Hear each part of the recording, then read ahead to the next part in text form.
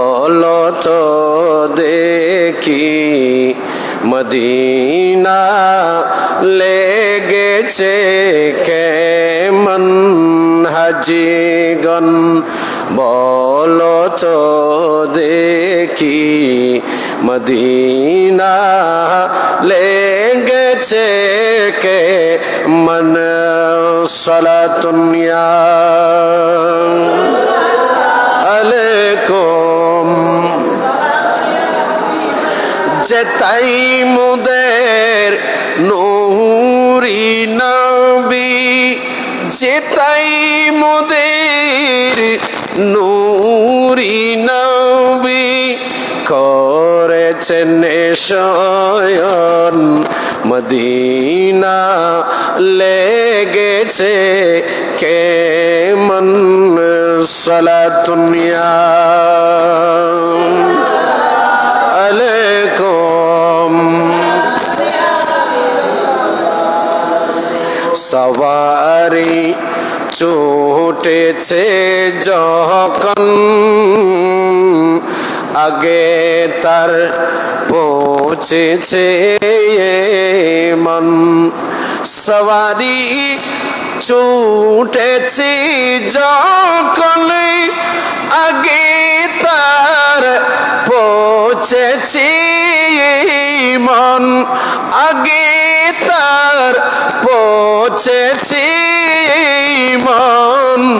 যেখানে বাবে জিবরাইল, যেখানে বাবে জিবরাইল, সেটাইকে চিলে কি চোখন। যেতাই মোদের আল আরাবি, যেতাই মোদের নূরি নবী, করেছেন শয়ন, করেছেন শয়ন মদিনা লেগেছে কেমন। সালাতুনিয়া আলাইকুম। মনে কি পড়ে তোমার আজ রিয়াজুল জান্নায় পড়েতে নামাজ? মনে কি পড়ে তোমার আজ রিয়াজুল জান্নায় পড়েতে নামাজ? রিয়াজুল জান্নায় পড়েতে নামাজ। যেখানে বাবে জিবরাইল, সেটাইকে চিলে কি চোখন। যেতাই মোদের নূরি নবী, যেতাই মোদের আল আরাবি, নূর নবী গোমায় পিয়ে চল সোনার মদিনা। সালাতুনিয়া আলাইকুম। বিসমিল্লাহির রহমানির রহিম। إن أول بيت وضع للناس للذي ببكة صدق الله المولانا العظيم وصدق رسوله النبي الأمين الكريم الرؤوف الرحيم ربي صل وسلم وبارك عليه। الحمد لله। আল্লাহ পাক আজ্জা ওয়া জালের আলিশান দরবারে শুকর আদায় করছি। মাহে জিলহজ্জা চাঁদের আল্লাহ পাক আমাদেরকে আজকের এই ইয়ৌমে মুজদালিফা তথা জামারাতে হুজ্জাজ ইকরাম লক্ষ লক্ষ পৃথিবীর সর্বশ্রেষ্ঠ বান্দাদের যাদেরকে আল্লাহ পাক কবুল করেছেন, এরা গতকাল আরফার ময়দান থেকে রাত্রে মুজদালিফায় অবস্থান করার পর ফজরের নামাজের পরে উকুফের মাধ্যমে ওরা আজকে বড় শয়তানকে 7টি কঙ্কর নিক্ষেপ করার কাজে এখন বর্তমান ব্যস্ত আছেন। অপরদিকে আল্লাহর ঘর হানায়ে কাবা মদিনাতুল মুনাওয়ারা থেকে শুরু করে যারা আরবে আছেন, যারা চাঁদ দেখেছেন, যাদের সাথে আমাদের সাথে একটা তারিখ আগ পিছ রয়েছেন, তারা অনেকে আজকে ফজরের নামাজের পর ঈদুল আদহার নামাজ আদায় করে কোরবানি দিয়ে ওরা আল্লাহর ঘর হানায়ে কাবা এবং মদিনাতুল মুনাওয়ারায় পবিত্র জুমার নামাজ পড়ার প্রস্তুতি নিচ্ছে। ওই অবস্থায় আমরা বাংলাদেশে, আমরা চট্টগ্রামের বাদুরতলায় রমজমিয়া লাইনে মসজিদে গরিব নামাজে আমাদেরকে জুমার নামাজ আদায় করার লক্ষ্যে উপস্থিত হওয়ার যে তৌফিক সুযোগ রব্বুল আলামিন দিয়েছেন, আমরা সকলে মহাব্বতে একবার বলি আলহামদুলিল্লাহ। পবিত্র কালামে মজিদ থেকে আমি গুনহগার ছোট্ট একখানা আয়াতে করিমা আপনাদের খেদমতে তেলাওয়াত করেছি।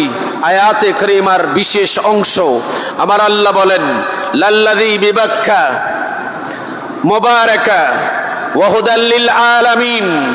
আমার আল্লাহ বলেন, আল্লাহর ঘর হানায়ে কাবা, কোরআনে পাকের মধ্যে আল্লাহ পাক আজ্জা ওয়া জাল পবিত্র কোরআনে পাকের শুরুতে বলেছেন, আমার আল্লাহ পাক আজ্জা ওয়া জাল বলেন হুদাল লিল মুত্তাকিন।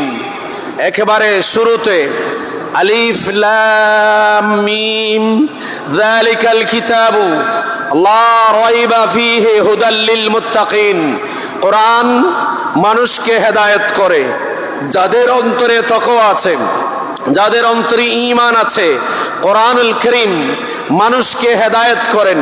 কোরআনুল কারীম যেভাবে মানুষকে হেদায়েত করেন, ঠিক তেমনি ভাবে আল্লাহর ঘর হানায়ে কাবা বাইতুল্লাহ শরীফ, সেই বাইতুল্লাহ শরীফ হুদাল লিল আলামিন, সমস্ত জগৎবাসীদেরকে হেদায়েত দান করেন।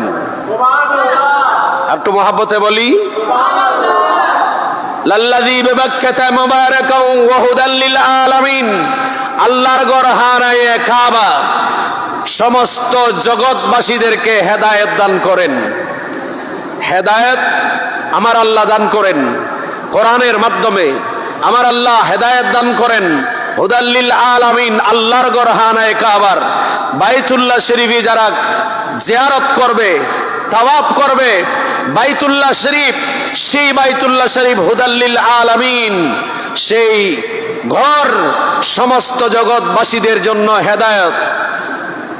ফীহি আয়াতুম বাইয়িনাতুম মাকামি ইব্রাহিম, সেখানে রয়েছে আল্লাহর নিদর্শন, সেখানে রয়েছে মাকামি ইব্রাহিম। ওয়ামান দাখালাহু কানা আমিনা, আর সেই ঘরে যারা প্রবেশ করবে, আমার আল্লাহ পাক তাদেরকে কুদরতের পক্ষ থেকে আমানতদারি, আমানত তাদের জানমাল ঈমানকে যারা আল্লাহর ঘরে প্রবেশ করলো, আল্লাহর ঘরে যারা প্রবেশ করবে, আমার আল্লাহ বলেন তাদের আমানতদারি আমি আল্লাহ তাদের জিম্মাদার হয়ে গেলাম। একটু বড় করে বলুন। গতকাল আরফাতের ময়দান, সে আরফাতের ময়দানে লক্ষ লক্ষ হুজ্জাজে কেরাম, যারা পৃথিবীর সর্বশ্রেষ্ঠ বান্দা বান্দানি, যাদেরকে আমার আল্লাহ কবুল করেছেন, ওরা আরফাতের ময়দানে তাদের চোখের পানি পেলে যেই জীবনের গুনাহ খাতা নিজেরা মাপ চেয়েছেন, আল্লাহ পাক তাদেরকে ক্ষমা করেছেন। আমার নবী বলেন, যারা হজ করতে গিয়ে নিজেদের গুনাহ মাফ চাইবে, আমার আল্লাহ তাদের গুনাহ মাফ করে দেবেন। শুধু তাদের নয়, এ হুজ্জাজে কেরামরা যাদের জন্য গুনাহ মাফ চাইবে, আমার আল্লাহ পাক তাদের গুনাহও মাফ করে দেবেন। কেমন মাফ করে দেবেন? আমার নবী হাদিসে পাকের মধ্যে বলেছেন, হাদিসে পাকের মধ্যে দয়াল নবী বলেন, হজ্জে মাবরুর, হজের জাযা হচ্ছে জান্নাত। আমার আল্লাহ বলেন, কায়াউমিন ওয়ালাদাতহু উম্মু, আল্লাহর গরহানায়ে কাবায় যখন আপনি আরাফা মিনা মুজদালিফা মিনা হয়ে আরাফা হয়ে মুজদালিফা হয়ে জামারাতে পাথর নিক্ষেপ করে 11-12 তারিখ আপনি যখন বিদায় তাওয়াফ সেরে নেবেন, আল্লাহ পাক আপনার গুনাহ, হাজীদের গুনাহ মাফ করে দেবেন। কেমন মাফ করবেন? কায়াউমিন ওয়ালাদাতহু উম্মু, একটা নবজাতক ছেলে, একটা শিশু মায়ের পেট থেকে ভূমিষ্ঠ হলে সেই নবজাতক শিশুর যেমন কোনো গুনাহ থাকে না, আমার আল্লাহ পাক আজ্জা ওয়া জাল এই হুজ্জাজ ইকরামদেরকে নবজাতক শিশুর মতো নিষ্পাপ করে দেন।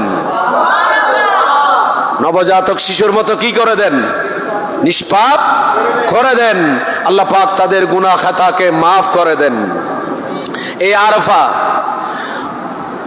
মান হজ্জাল বাইত, যারা আল্লাহর ঘরের হজ করবে, যারা আরাফাতের ময়দানে অবস্থান করবে, হজের 3টা ফরজ। কয়টা? বড় করে বলেন কয়টা? হজের একটা ফরজ হচ্ছে কসদ করা, নিয়ত করা, নিয়ত করে ইহরাম পরা। আর নাম্বার 2 হচ্ছে দয়াল নবী বলেন মান আদরাকা আরাফা ফাকাদ আদরাকাল হজ, যে আরাফা ফেলো, উকুফে আরাফা ফেলো, সে হজ ফেলো। জোরে বলুন মান আদরাকা আরাফা ফাকাদ আদরাকাল হজ।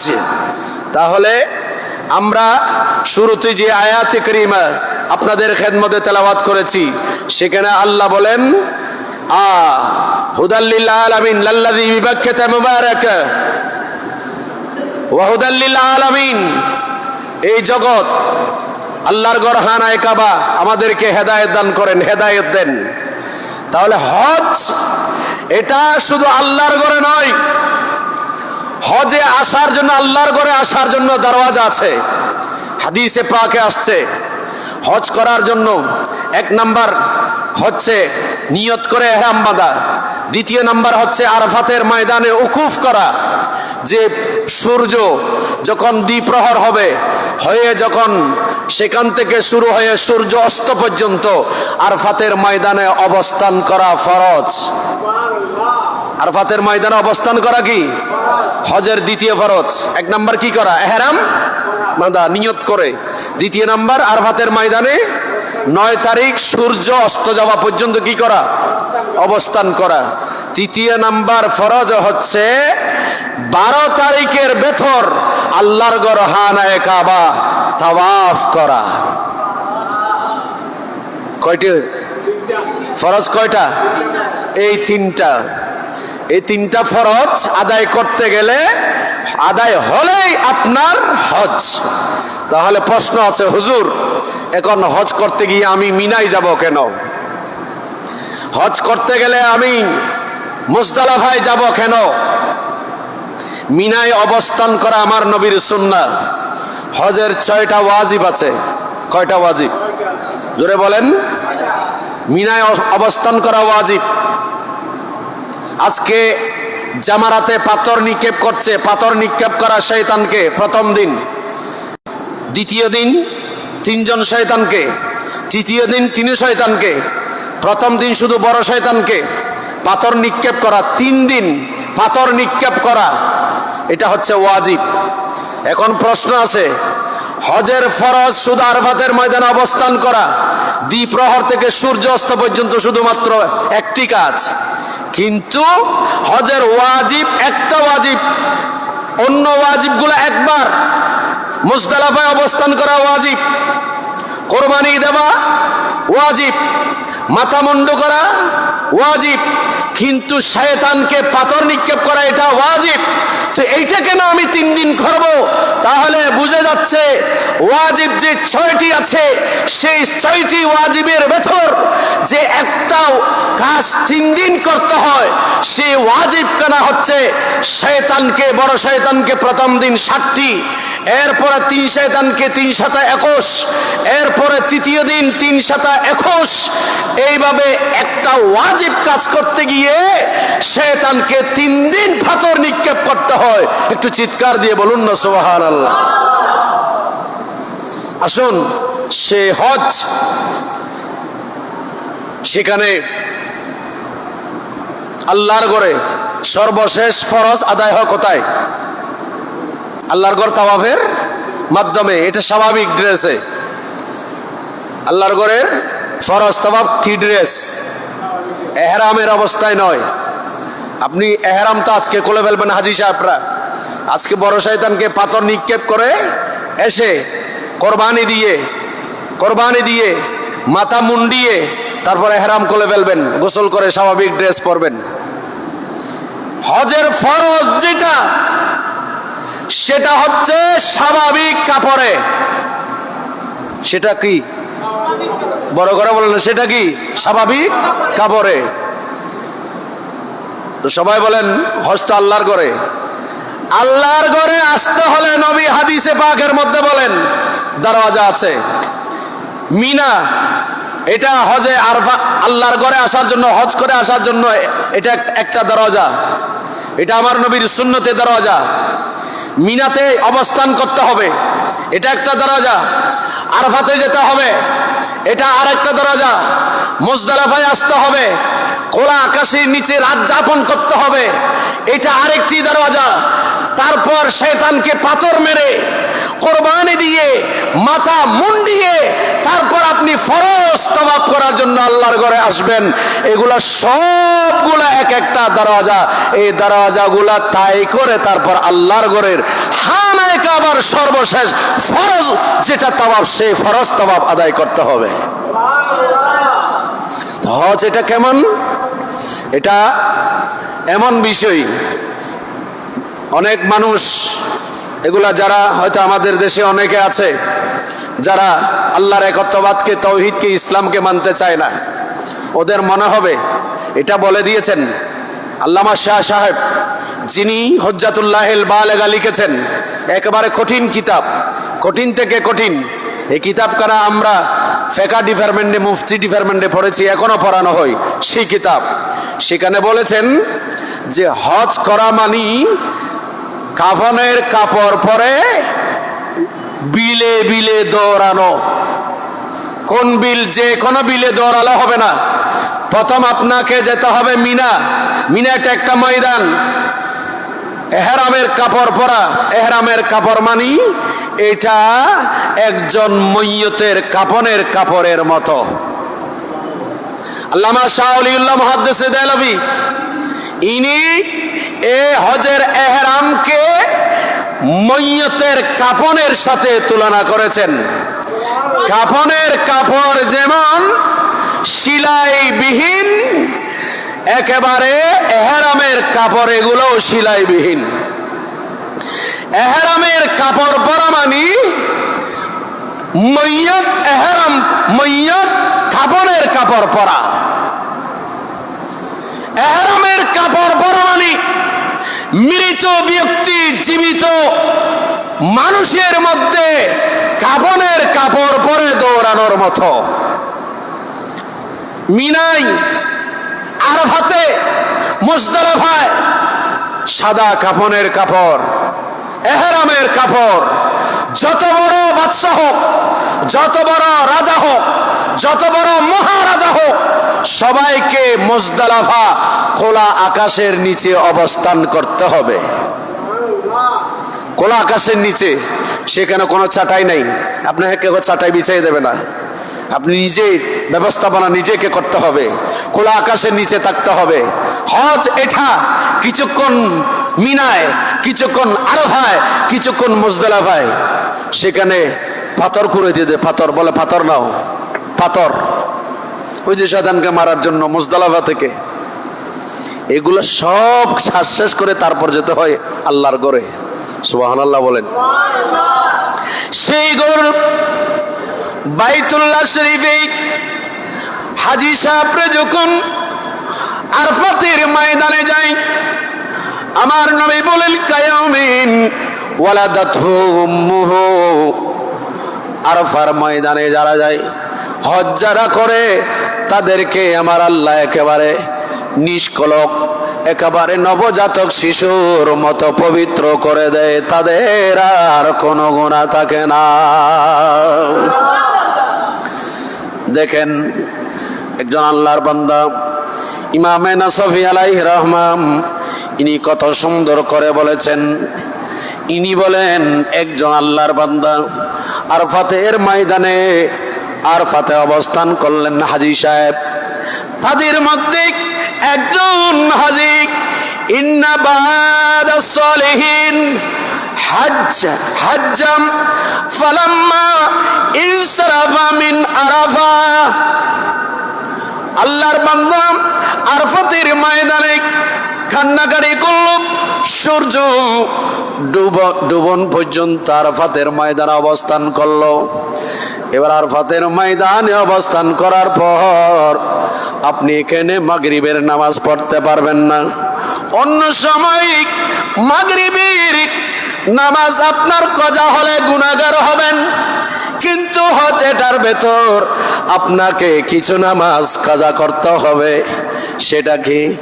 আপনি যখন মসজিদে নববীতে যখন আপনি নামাজ পড়বেন তখন আপনাকে মসজিদে নববীর ওই ইমাম সাহেব ইনার সাথে আপনাকে জোহর আসরের নামাজ একসাথে পড়তে হবে।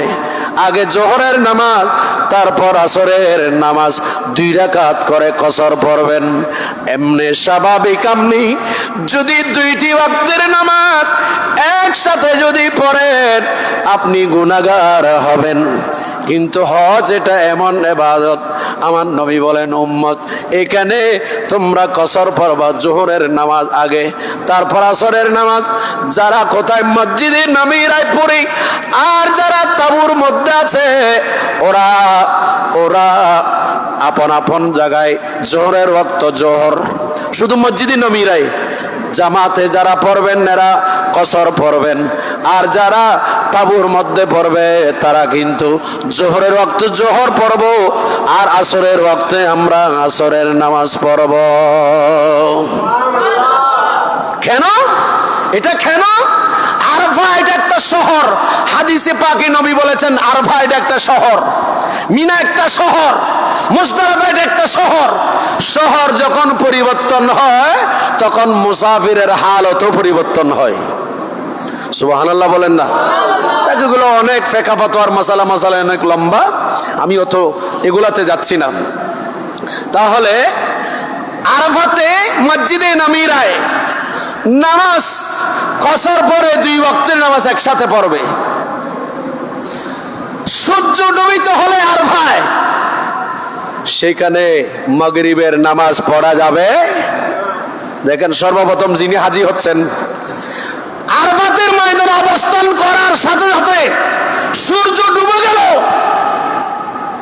সর্বপ্রথম যিনি হাজী হবেন তাকে মাগরিবের নামাজ কাজা করতে হবে।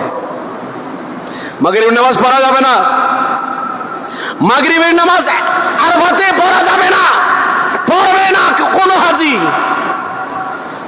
রাতের যত টাইমে মুজদালিফায় পৌঁছে, যেই টাইমে পৌঁছে ফজরের আজানের আগেও যদি কেহ মুজদালিফায় গিয়ে পৌঁছে হয়, আজান দিয়ে আজান দিয়ে খামতে প্রথম আজান দিয়ে আপনি প্রথম আজান দিয়ে আপনি মাগরিবের নামাজ পড়বেন। রাতের যদি 3টায় হয় আপনি মুজদালিফায় গিয়ে মাগরিবের নামাজ পড়বেন। যতক্ষণে পৌঁছেছেন ততক্ষণে মাগরিবের নামাজ, তারপরে দ্বিতীয় একামত দিয়ে তারপর আপনি এশারের নামাজ কসর পড়বেন 2 রাকাত। সুবহানাল্লাহ বলেন, আরো জোরে বলেন। যদি অনেকে বলে হুজুর হজ করতে আসছি, এখানে নামাজ কি কজা করতে আসছে নাকি? এখানে নামাজ কি কজা করব? হজ করতে আসছি। সর্বপ্রথম যিনি আরফাতের ময়দানে মাগরিব পর্যন্ত অবস্থান করবেন তাকে সর্বপ্রথম মাগরিবের নামাজটা কজা করতে হবে। কেন? কেন? আমার রাসূল করেছেন। একটু জোরে বলেন না। রাসূল করেছেন, রাসূল যেটা করেছেন সেটাই হজ। আরফাতের ময়দানে আদম আলাইহিস সালাম মা হাওয়া দেখা হয়েছে 350 বছর কান্নাকাটি করার পর। দিনে দেখা হলো, রাতের বেলায় 2 জনে এসে রাত যাপন করলো মুজদালিফায়। সুবহানাল্লাহ বলেন না। এগুলো নবীদের কাজ, এগুলো আমাদের হজের ফরজ ওয়াজিব করে দিয়েছেন। আরাফাতের ময়দানে দেখা হয়েছে মা হাওয়া এবং বাবা আদমের, সেটা আমাদের ইসলামের মধ্যে হজের অন্যতম রোকন ফরজ। মুজদালিফায় মা বাবা দুইজনে ঘুমিয়েছেন রাতের বেলায়, এটা আমাদের জন্য ওয়াজিব। সুবহানাল্লাহ বলেন না? নবী নামাজ যেভাবে পড়েছেন, কজা যেভাবে পড়তে বলেন সেভাবে কজা করার নাম হচ্ছে হজ। সুবহানাল্লাহ বলবেন না?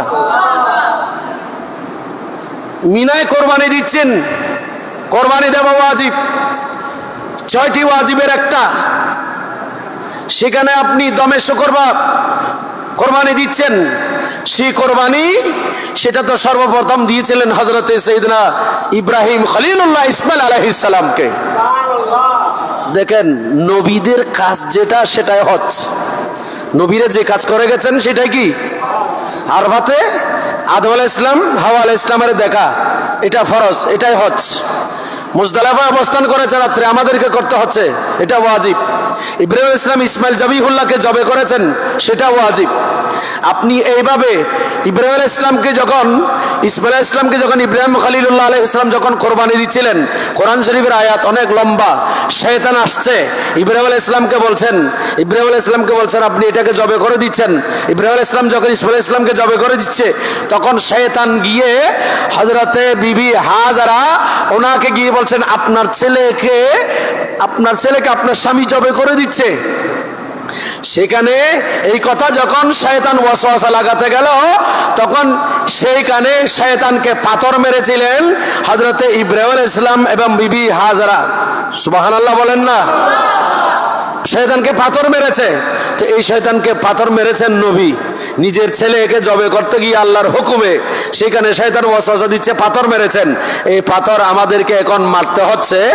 আসলে প্রাকৃতিক শয়তান, বাস্তব শয়তান, আমার নবী বলেছেন এটা শয়তান, এটা একটা পাথর, 3টা পাথরের স্তম্ভ, বিশাল বিশাল পাথরের স্তম্ভ, এগুলো এই পাথরের স্তম্ভে এটাই হচ্ছে শয়তান, এগুলাই হচ্ছে শয়তান। নবী বলেছেন, এটার উপর আমাদের ঈমান, আমাদের বিশ্বাস। বড় করে বলুন। এগুলো আমাদের দেশে যারা কিছু কমিউনিস্ট আছে, কমিউনিস্টরা বলবে যে এটা পাথরের পিলার, এটা কি শয়তান? নবী বলেছেন এটার উপর আমরা ঈমান এনেছি, বিশ্বাস করেছি। তাহলে পুরা হজটা, হজের ফরজ ওয়াজিব সবগুলো হচ্ছে নবীদের কি কাজ? বলেন না, নবীদের কি কাজ? নবীদের আমলগুলা আমাদের জন্য হজ হয়েছে। তাহলে এগুলো সব শিখিয়ে দিলেন কে? বলেন না, আমাদের নবী। বলেন না কে? বলেন না কে? আল্লাহ কোরআনে বলেছেন হজ করার জন্য কেমন করব, কোথায় আগে যাব, মিনায় আগে যাব নাকি আরাফায় আগে যাব নাকি মুজদালিফায় আগে যাব, না শয়তানকে আগে পাথর মারবো নাকি আগে কোরবানি দেব নাকি আল্লাহর ঘর হানায়ে কাবা তাওয়াফ করব, কোনটা আগে করব কোনটা পরে করব আমরা জানতাম না। সবগুলো শিখিয়েছেন আমার দয়াল নবী। কিভাবে তাওয়াফ করতে গিয়ে আল্লাহর ঘরের তাওয়াফ করতে গিয়ে শুরু করবা, কোথায় এসে শেষ করবা, কোন দিকে গিয়ে তুমি কোন দোয়া পড়বা, নবী শিখিয়েছেন। সমস্ত পুরা হজের ফরজ ওয়াজিব সবগুলো যেই নবী শিখিয়েছেন, এখন বলা হচ্ছে সেই নবীর শিক্ষাটা নিলাম, আর হজের পর বলা হচ্ছে মদিনা শরীফ কেন যাব?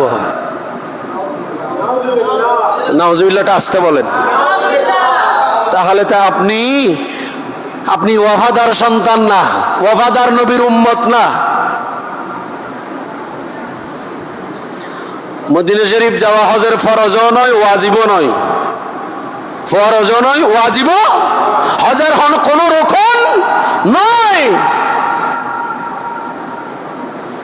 আমার আল্লাহ বলেন এটা আমার পরীক্ষা, আমার নবীর মাধ্যমে শিক্ষা দিলাম।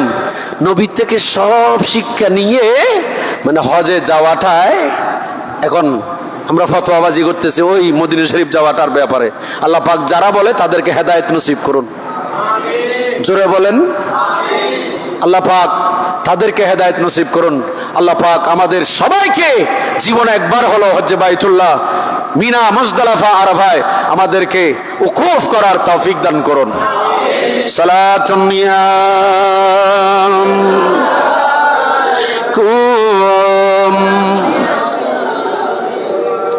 ইমামে নাসফি আলাইহির রাহমা বলেন, অনেক আল্লাহর বান্দারা উকুফে আরবা করলো।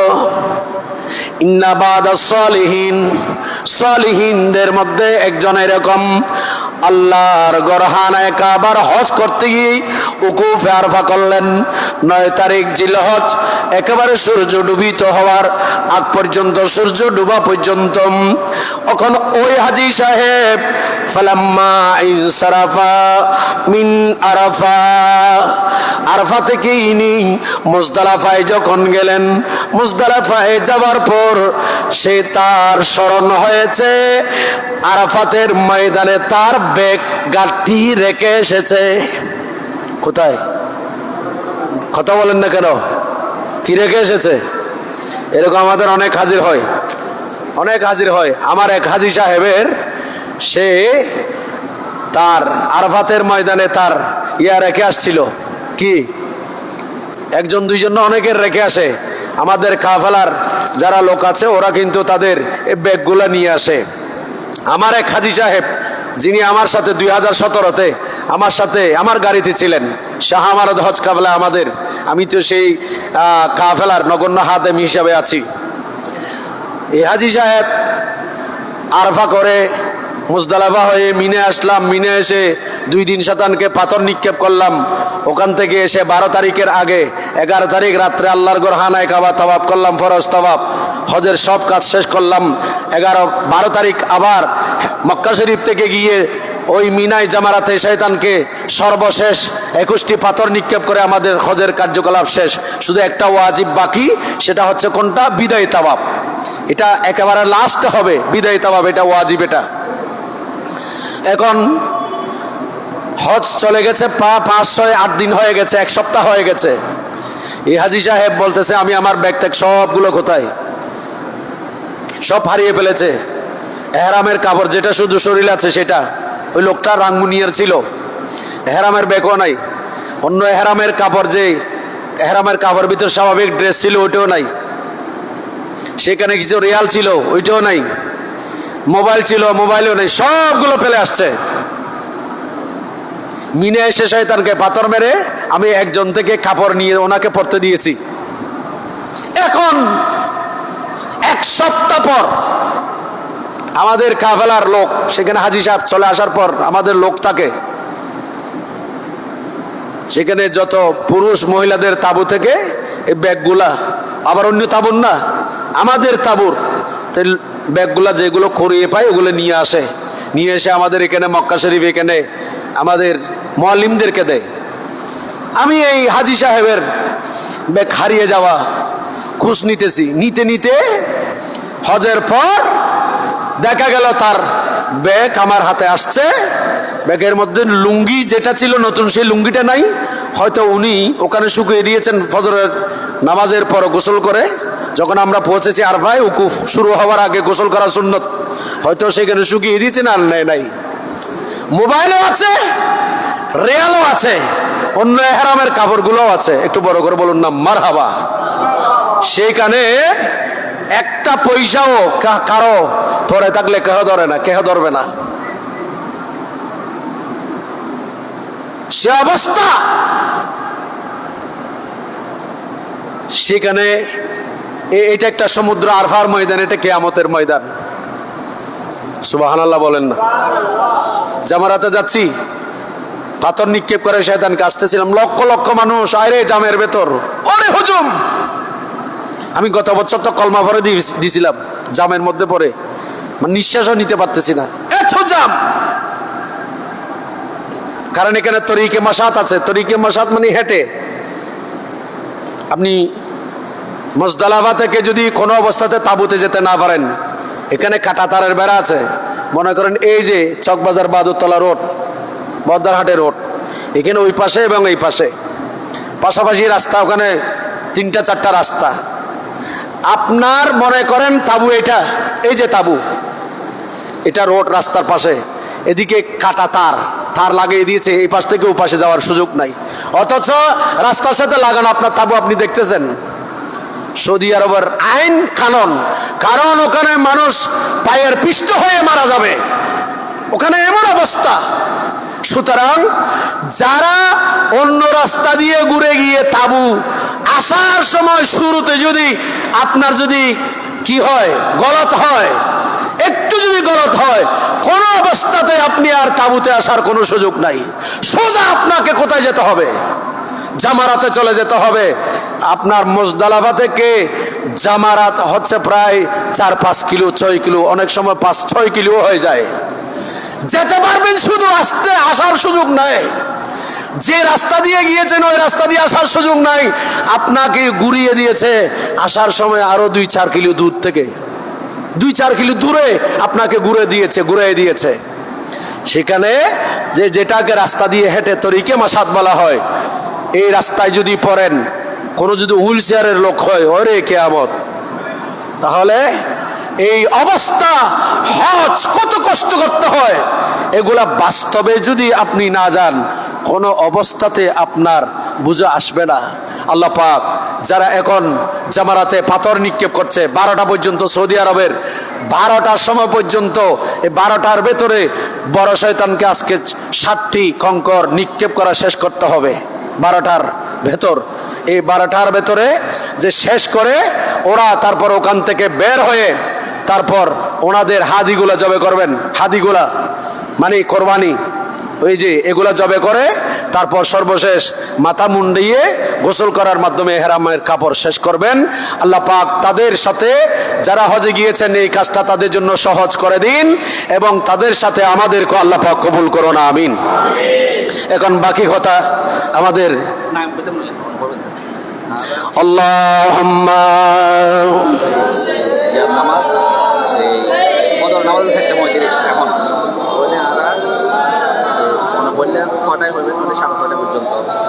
আরো প্রস্তাব বলতে 6:30, ঠিক আছে না? 6:30 কোরবানি নামাজ, আর হচ্ছে সামদার গান, তারপর আমার ধরে জামিয়া নবীন আর গেট পর্যন্ত কেন পৌঁছাই দিলে বাকি। মাশাআল্লাহ, মাশাআল্লাহ। আল্লাহ পাক আমাদের সবাইকে কবুল করুন, আমিন।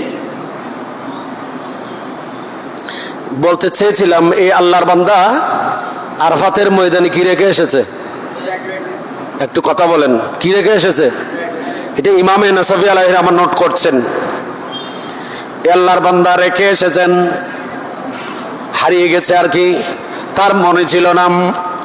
হঠাৎ করে মুজদালিফা হয়ে জামারাতে পাথর নিক্ষেপ করে কোরবানি দিয়ে মাথা মুন্ডিয়ে স্বাভাবিক ড্রেস পরে হজের অন্য কার্যকলাপগুলো শেষ করার পর মনে পড়েছে তার ব্যাগ রেখে এসেছে কোথায়?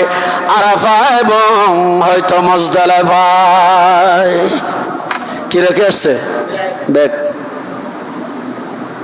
এখন ইনি গেলেন সেখানে ওয়াপেস,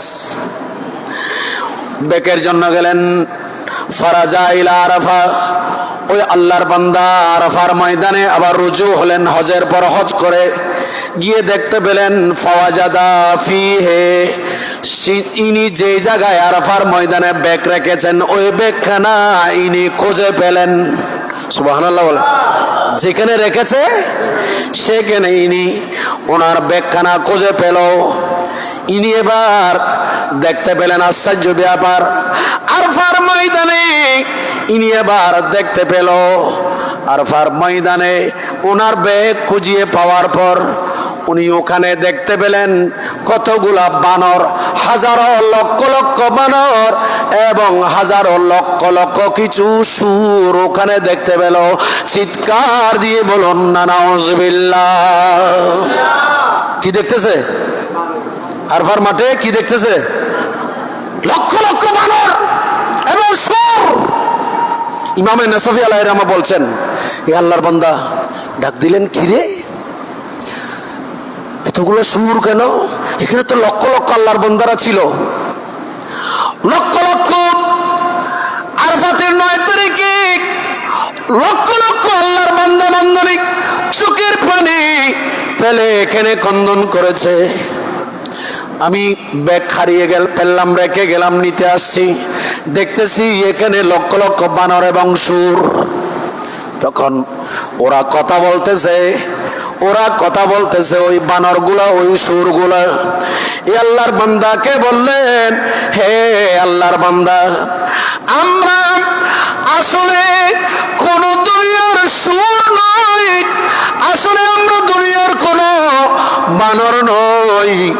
আরাফাতে আমাদেরকে আপনারা দেখতে পাচ্ছেন। ও হাজী সাহেব, যারা হজ করে গেল তারা কান্নাকাটি করেছে, জীবনের যত গুনাহ করেছিল সমস্ত গুনার জন্য অনুতপ্ত হয়েছে, চোখের পানি ফেলে খন্দন করে আল্লাহর দরবারে তওবা করেছেন। আল্লাহ তাদের সমস্ত গুনাহগুলো মাফ করে দিয়ে কায়মিন ওয়ালাদাতহু উম্মুহু, আল্লাহ তাদেরকে নিষ্পাপ বানিয়ে দিল। তাদের যে পাপ ছিল, গুনাহ ছিল, ওই গুনাহগুলো, ওই পাপগুলো আল্লাহ পাক এই আরাফার ময়দানে যে বানর দেখতেছেন, যে সুরগুলো দেখতেছেন, এগুলা হচ্ছে আরাফায় অবস্থানকারীদের বড় বড় গুনাহগুলা।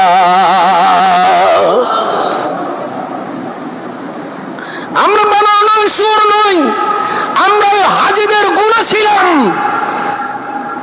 এদের কান্নাকাটি করার কারণে, আরাফায় অবস্থান করার কারণে তাদের গুনাহগুলো আল্লাহ মাফ করে দিয়েছেন, সুর এবং বানরে পরিণত করে দিয়েছেন। আমরা দুনিয়াবি বানর সুর নই, আমরা হাজীদের গুনাহগুলো আল্লাহ পাক সুর এবং বানর বানিয়ে রেখে দিয়েছেন। সুবহানাল্লাহ বলেন। এই জন্য বলছি, গতকাল আরাফাতের ময়দান গিয়েছে, সেই দিন আপনারা, আমরা, আমাদের দেশেও অনেকে রোজা রেখেছে। আল্লাহ পাক আজ্জা ওয়া জাল এই আরাফাতের ময়দানের খুসুসিয়ত আল্লাহ পাক আমাদের সবাইকে বোঝার তৌফিক দান করুন। এবার আসেন, যে কোরবানি আমরা দেব, কোরবানি মাসালা অনেক লম্বা, সময় কম। যে ব্যক্তি নেসাবের মালিক, মনে করেন আগামীকাল আমাদের কোরবান, আগামীকাল কি 10 তারিখ, সে নেসাবের মালিক নয়। নেসাবের মালিক মানে যাদের উপর যাকাত ওয়াজিব, এরা কোরবানিও তাদের উপর ওয়াজিব। তবে যাকাত দেওয়ার জন্য সম্পদটা পুরো 1 বছর থাকতে হয়। কোরবানির জন্য পুরো 1 বছর থাকতে, সম্পদগুলা থাকতে হয় না। যেমন মনে করেন আগামীকাল কোরবান, আগামীকাল কোন ব্যক্তির কাছে কোরবানি দেওয়া ওয়াজিব নয়, সম্পদ নাই। 11 তারিখ তার কাছে সম্পদ এসে গেছে। খুব খেয়াল করেন, আগামীকাল কোরবান, সে তার সামর্থ্য নাই কোরবানি দেওয়ার, তার উপর ওয়াজিব হয় নাই, টাকা নাই, পয়সা নাই। দেখা গেছে 10 তারিখ সন্ধ্যাবেলা তার কাছে টাকা এসে গেছে, 11 তারিখ তার উপর কোরবানি দেওয়া ওয়াজিব।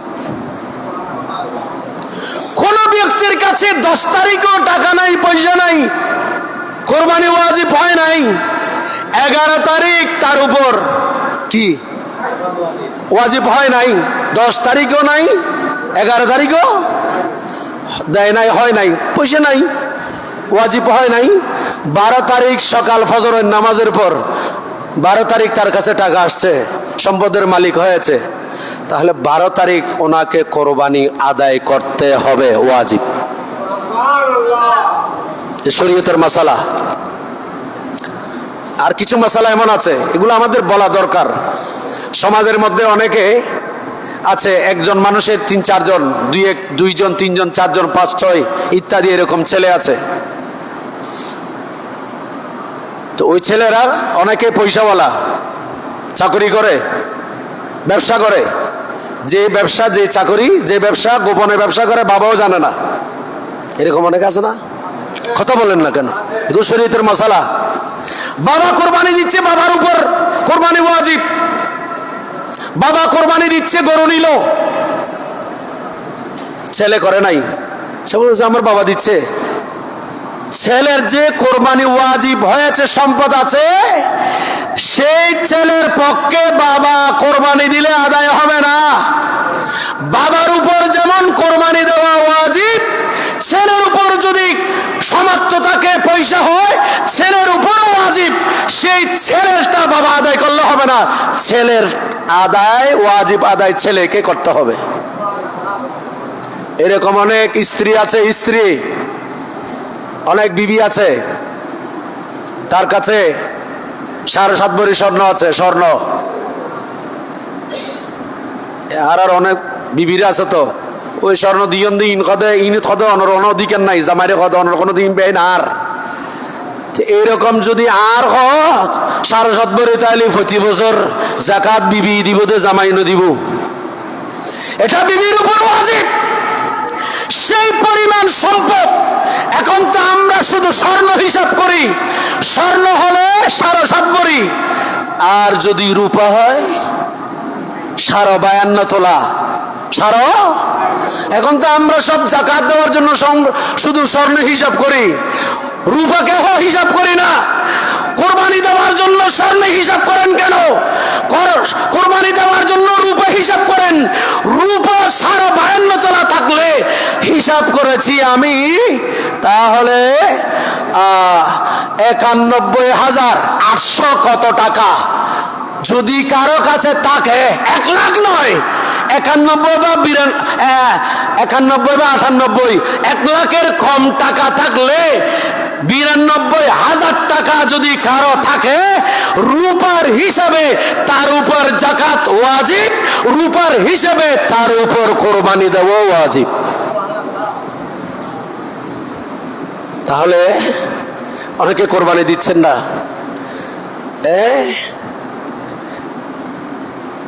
আল্লাহর কাছে জবাবদিহি করতে হবে, জবাবদিহি করতে হবে। স্বর্ণ হিসাব করলে গরিবের লস, রূপা হিসাব করে জাকাত দিলে, কোরবানি দিলে গরিবের জন্য ফায়দা। কার জন্য? আপনাদের কষ্ট হচ্ছে, এগুলো দিলে গরিবের জন্য কি ফায়দা। সুতরাং আপনারা যারা দিচ্ছেন, আমি বলে দিচ্ছি, আমরা তো অধিকাংশ দিই যে 10 তারিখ কোরবানি আফজল। কেহ না পারলে 11 তারিখ দেবেন, 12 তারিখ পর্যন্ত, 3 দিন পর্যন্ত কোরবানি দিতে পারবেন। কয়দিন বলেন না? কয়দিন? কারো উপর কোরবানি ওয়াজিব হয়েছে, গরু ছাগল খুঁজে পায় নাই, 10 তারিখ নাই, 11 তারিখ খুঁজে পেল, জবে করতে হবে, 12 তারিখ পর্যন্ত দিতে হবে। শরীয়তের মাসালা। অনেকে প্রশ্ন করে জানতে চায়, হুজুর এই কোরবানির পশুর টাকাগুলো আমি কোরবানি না দিয়ে এগুলো গরিবের মাঝে সদকা করে দিলে কোরবানি আদায় হবে কিনা? কখনো হবে না। শরীয়ত ফতোয়ায়ে আলমগীরি থেকে, ফতোয়ায়ে তাতারহানি, ফতোয়ায়ে বাজ্জার, এইভাবে ফতোয়ার কিতাব, এই ফতোয়ার কিতাবের মধ্যে স্পষ্ট আছে, কারো উপর যদি কোরবানি ওয়াজিব হয়, কোরবানি মানে উদহিয়া, সেটাকে আপনাকে পশু জবে করতে হবে। এই পশু জবে করে পশুর রক্তগুলো প্রবাহিত করতে হবে। আল্লাহর কাছে আপনার পশু যায় না, সূরাতুল হজে আছে, ইনশাআল্লাহ আগামীকাল সে আয়াত তেলাওয়াত করব ইনশাআল্লাহ। আল্লাহর কাছে আপনার পশুর গোশত যাবে না, আল্লাহর কাছে আপনার পশুর রক্ত যাবে না, আল্লাহর কাছে আপনার তকওয়াটা পৌঁছবে। একটু বড় করে বলুন না সুবহানাল্লাহ।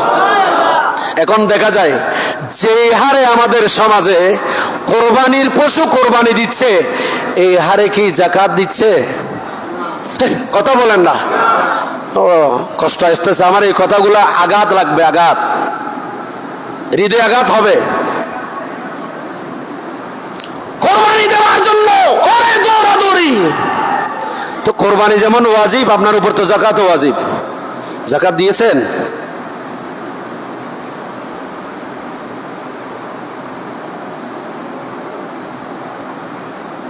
যে হারে কোরবানি ওয়াজিব আদায় করতেছেন, সে হারে যদি জাকাত আদায় করতেন, আমাদের দেশে আর ফকির থাকতো না। বলেন না? বলেন না? কই শতকরা কয় % জাকাত আদায় করে আর কয় % কোরবানি দেন? মাঝখানে একটু হিসাব মিলান তো। আল্লাহ পাক আমাদেরকে বুঝার তৌফিক দান করুন। কোরবানির পশু, লম্বা কথা, আমি তো সংক্ষেপে এগুলা শেষও করতে পারি না এখানে। কোরবানির পশু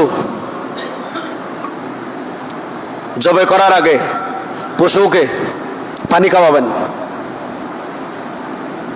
এই পশু আজকে আপনি দেখতেছেন, আগামীকাল ইনশাল্লাহ আলোচনা করব। পশুতে যত লোম আছে, সমস্ত লোমগুলাকে আল্লাহ স্বর্ণের লোমে পরিণত করবেন কিয়ামতের ময়দানে। পশুর শিংগুলা হবে স্বর্ণের। যে পশু আগামীকাল কোরবানি করবেন, যাদের ওগুলো আল্লাহর দরবারে কবুল হবে, এই পশুর উপর করে আপনাকে সওয়ার করে আল্লাহ পাক জান্নাতে পাঠাবেন আপনাকে।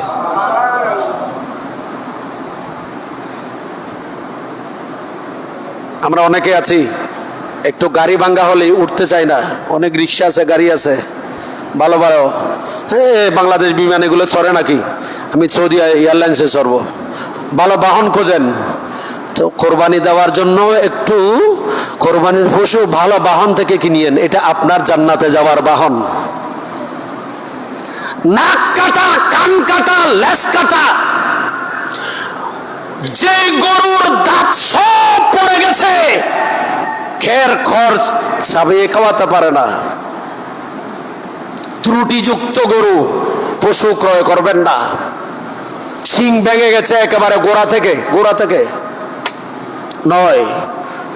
আযামুদাহুম, রাসূল বলেন তোমরা তোমাদের পশুটাকে একটু বড় ইষ্টপুষ্ট দাও, কারণ ফাইন্নাকা সিরাতি, এটা হচ্ছে তোমাদের ওই যে ফুলসারাতের পর পার হওয়ার জান্নাতে যাওয়ার তোমাদের বাহন। সেই পশুটাকে কিছু পানি খাওয়াবেন, গোসল করাবেন, পশুটাকে শোয়াইয়ে, পশু শোয়াই রেখে কষ্ট দিয়ে আপনারা পশুকে কষ্ট দেবেন না। সুতরাং সে পশুটাকে যথাযথ যত্ন নেবেন, খুব ধারালো, একেবারে যেন কষ্ট না পায়। অনেকে আছে আমি এগুলো বলা দরকার, এগুলো বলা অবশ্যই দরকার। পশু জবাই করেছে অনেকে দেখি আমরা, অনেক কসাই আছে পশু জবাই করার পর ইমাম সাহেব জবাই করলে এখানে যে রগগুলা না কাটলে জবাই হবে না। অনেক সময় আপনি জবাই করেছেন, রগ দুইটা কাটা গেলে একটা কাটা যায় নাই, তো আপনি না বিসমিল্লাহ আল্লাহু আকবার করে জবাই করেছেন, আপনি জবাই করেছেন পশুর আরো রগ একটা কাটে নাই, তো আর একজন কসাই ছিল, কসাই আপনার থেকে দাটা নিয়ে ওই রগটা কাটতেছে। যিনি প্রথমে জবাই করেছে ইনি যেমন বিসমিল্লাহ আল্লাহু আকবার ওনাকে যেমন বলতে হবে, রগ কাটা না যাওয়ার কারণে যিনি দ্বিতীয়বার কাটতেছে ওনাকেও বিসমিল্লাহ আল্লাহু আকবার বলতে হবে। এগুলো খুব সূক্ষ্ম ব্যাপার।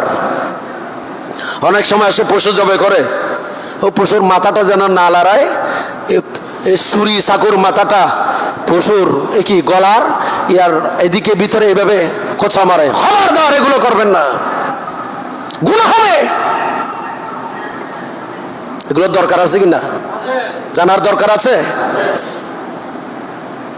তারপর দ্বিতীয় নাম্বার আসেন, এখন আমরা অনেকে আছি, আমি স্ট্যাটাস দিয়েছি একটা, বাজারে গিয়েছেন গরু ক্রয় করার জন্য, চিনতেছেন না গরু হইলে কি নিবেন ন জানন, দরও পালানো জানন, মানুষ দুজন দালাল ধরেছেন। দালাল শব্দটা একটু শুনতেও বিশ্রী হলে এটা আমাদের ওরফে চলমান, ঠিক না? ওটা মাধ্যম ধরেছেন, সে মাধ্যম ধরে একটা গরু ক্রয় করে দিল। সেই গরু ক্রয় করে দেওয়া ব্যক্তিটাকে 2000, 3000, 500 তো জীবনও নেবে না, 2000, 1000, 3000 তাকে দিলেন। যিনি বাজার থেকে টেনে আপনার বাড়ি পর্যন্ত এনেছেন তার হাতে 1000 টাকা আপনি বকশিশ দিতে পেরেছেন। 2, 4, 5, 10 লক্ষ টাকা দিয়ে গরু আল্লাহর রাস্তায় কোরবানি কিনেছেন, সেটাকে জবে করতে যাচ্ছেন মসজিদের ইমাম সাহেব, মুয়াজ্জিন সাহেব।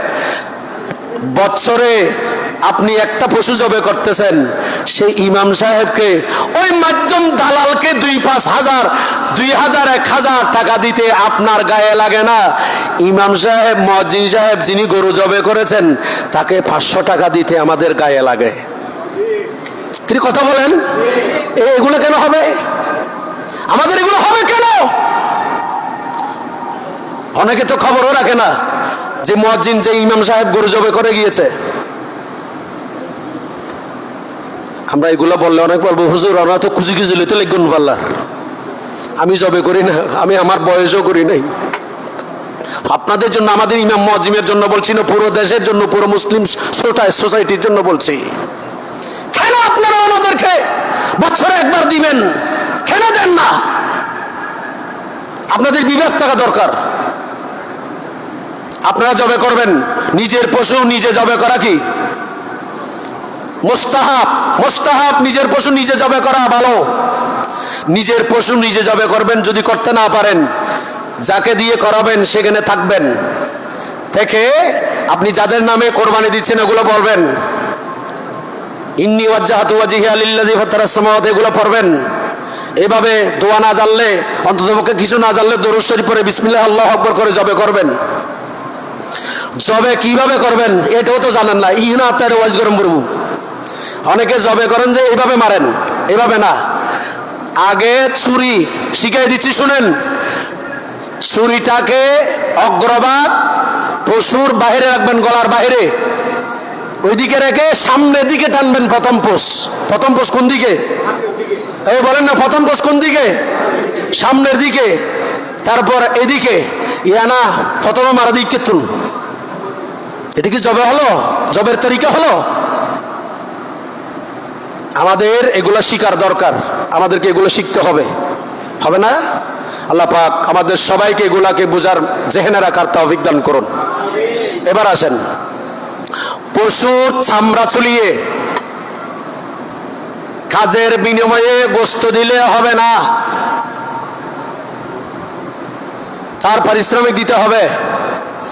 তাকে যদি গোশত এমনি দেন, বলে ঠিক আছে আমি আপনাকে পারিশ্রমিক দিচ্ছি, আমার গরু পশুটা জবে করছেন, ঠিক আছে আমরা গোশত খাবো, আপনি উপবাস থাকবেন, আপনি আপনার বাচ্চাকে ছেলে মেয়েদের জন্য একটু কিছু নিয়ে যান। কাজের বিনিময়ে দিলে হবে না, কাজের বিনিময়ে গোশত দিলে হবে না।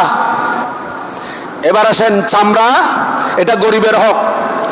চামড়াটা আপনি চাইলে এই পশুর চামড়াটা রোদে শুকিয়ে জায়নামাজ হিসেবে ব্যবহার করতে পারবেন,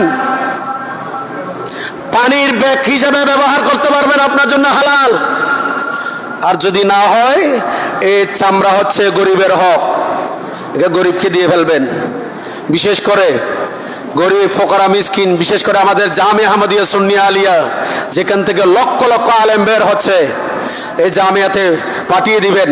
এখানে যারা জামিয়ায় হতে যেতে পারবেন না, ব্যস্ত থাকবেন, আপনাদেরকে অনুরোধ করবো, আপনাদের চামড়া আমাদের এখানে চিশতি ভাই, ইমাম হোসেন চিশতি ভাই আমাদের মসজিদের সামনে, এখানে আমাদের গেটের ভেতরে আপনারা এসে যদি দিয়ে যান, ইনি সংরক্ষণ করে আমাদের জামিয়ার মধ্যে পৌঁছে দিবেন। আর এবছর জামিয়ার মধ্যে নয়, জামিয়ার চামড়া সংরক্ষণ করতেছে কোথায়? ওই যে আতরার ডিপোতে। আপনারা যদি চামড়া গাড়িতে করে নিয়ে যান, জামিয়াতে ডাইরেক্ট নেবেন না, নিলে আবার আতর ডিপো নিয়ে যেতে হবে, কারণ সেখানে রাখবে, আপনার নেবে, কিন্তু নিয়ে ওখানে ডাইরেক্ট যদি ওখানে দিয়ে আসতে পারেন, সেখান থেকে রসিদ নিয়ে আসতে পারবেন। গেল। এবং নাম্বার 3 হচ্ছে আমাদের জামাতখানা আমরা খুব তাড়া করতে চাই। কি বলেন? বলেন না? যেহেতু এগুলা কোটা বাছা আছে, অনেক সময়ের ব্যাপার, আমরা চাচ্ছি যে এই বছর 5:30 থেকে 6:45 অথবা 6টা, এই টাইমের মধ্যে আমরা আমাদের জামাতটা করতে চাচ্ছি আগামীকাল। কি বলেন আপনারা? অনেকে আছে ফজরের নামাজ পড়ে না, যে ওই 8টা বাজে ইয়া ভরার জন্য ঘুম থেকে উঠে সারা রাত ডং ডং ডং ডং বডং ডং, ডাল ডালা ইউডাল দিল মোডাল ডালান, সারা রাত ঘুরবে। আর ওই জামাত বলবে যে এত তাড়াতাড়ি কেন জামাত দিছো? এটা তো লাইলাতুল কদর, লাইলাতুল বরাতের মতো রাত। এই রাতে তো আপনাকে ডলডালা ইউডাল দিল মোডাল ডালান করার জন্য বলে নাই, এই রাতে ইবাদত করার রাত। অনেকে আছে ফজরের ফরজ নামাজ পড়ে না। ঈদের নামাজ কি ওয়াজিব? বলেন না, ঈদের নামাজ কি? আরো জোরে বলেন, ঈদের নামাজ। আর ফজরের ফরজ নামাজ ফরজ। অনেকে আছে ফরজ পড়ে না, ওয়াজিব পড়ার জন্য কেন আগে দিল, কেন এই করলো, কেন এই করলো। আরে ফরজটা বড় নাই, ওয়াজিবটা পড়ার জন্য এসে জগডা লাগাইতেছ, বছরে একবার আসো মুসল্লি। কষ্ট লাগতেছে? আপনারা বলেন কতক্ষণ দিলে ভালো হবে? কি 6:15 নাকি সর্বোচ্চ 6:30টার বাইরে আমি যাব না? কতক্ষণ দিলে ভালো হবে আপনারা বলেন? ভোট নেব, বলেন কয়টায়? 6:45 না 6টা? কয়টায় দেব? হ্যাঁ কি 7:30? ইবহম ইস্তেগফার করো। ঈদের ওর নামাজও পড়ো নওয়ালা তো পাগলা পাগলা। ফলের ওর নামাজ পড়ো না, কোরবানি পড়ো না। আকল ওয়ালা হতে হবে, মুসলমান হতে হবে, বিবেক সম্পূর্ণ হতে হবে, তারপর নামাজ রোজা হজ যাকাত ফরজ। কয়টায়? 6:45 নামাজের নামাজ তো আমি এটা ভুললেও আর এলাকাত এটা কষ্ট করি ইনভার দনার পারাইম দে তো ওনারা যারা পড়িবেন না মাতিলে আয় খারালই পারাইম কয়টা 6টা কি বলেন কি বলেন না ঠিক আছে একজন ওই আর কোনো না ঠিক আছে নি আপনারা আসেন না আসেন আমি 3জন দিলে 3জন দিয়ে পরে ফেলবো ওয়াখিরি দাওয়ানে 6টা ইনশাআল্লাহ আমাদের জামাত দেখি না কিন্তু বিভিন্ন জায়গায় হচ্ছে আমাদের জামিয়াতে ফজরের নামাজের পর বসে সূর্য উঠলে শুরু বিদেশে আছে তো আমরা কেন করতে পারবো না আমাদের কাজ আছে আপনারা তো এখানে যাবেন আমি তো নামাজ পড়ে আপনাদেরকে আমার গ্রামের বাড়িতে যেতে হবে হ্যাঁ কাজ আমারও আছে তো আমার একটু রুকসুক দেবেন মশালাগুলো মনে রাখবেন এবং ফজরের নামাজ জামাতে পড়ার চেষ্টা করবেন আগামীকাল বিশেষ করে আগামীকাল মসজিদে এসে পড়ার চেষ্টা করবেন এবং পরিপাটি পোশাক পরবেন আল্লাহ পাক আমাদের সবার এই খেদমতকে কবুল করুন আমিন একটু সময়টা বেশি নিলাম পরিশেষে আমাদের সিটি কর্পোরেশনের পক্ষ থেকে আমাদেরকে আহ্বান করেছেন যেখানে সেখানে আবর্জনা ফেলবেন না যেখানে সেখানে ফেলবেন না এলাকার যে পরিবেশ নষ্ট করবেন না পরিবেশ নষ্ট করবেন না এই যে পশুর ভোজ্যগুলো নির্দিষ্ট ডাস্টবিনে গিয়ে ফেলে আসবেন এলাকার মধ্যে আমি অনুরোধ করব রমজমিয়া লাইনে যারা এখানে যারা কমিটি আছে আপনারা এটা তদারকি করবেন রাস্তায় যেখানে সেখানে আবর্জনা ফেলবেন না গরু জবে করে রক্তগুলাকে রাস্তায় রেখে দেবেন না জবে করে পানি মেরে দেবেন আবর্জনা যেখানে সেখানে নয় নির্দিষ্ট ডাস্টবিনে ফেলবেন ওয়াখিরি দাওয়ানা আলহামদুলিল্লাহি রাব্বিল আলামিন আগামীকাল 6টায় আমাদের ঈদুল আযহার নামাজ অনুষ্ঠিত হবে অংশগ্রহণে আহ্বান জানিয়ে শেষ করছি